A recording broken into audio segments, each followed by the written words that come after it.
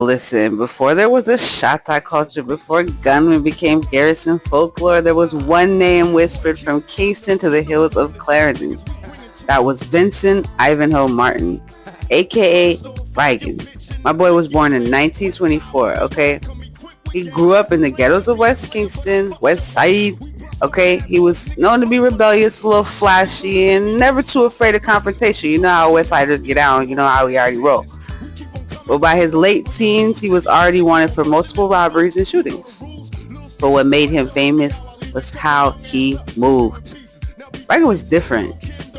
He'd leave handwritten notes after his crimes, allegedly, I don't know.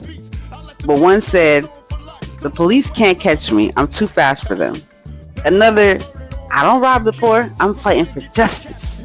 People started calling him Jamaica's Robin Hood. But let's be clear, Riker wasn't just vibes. He was dangerous. My boy shot a police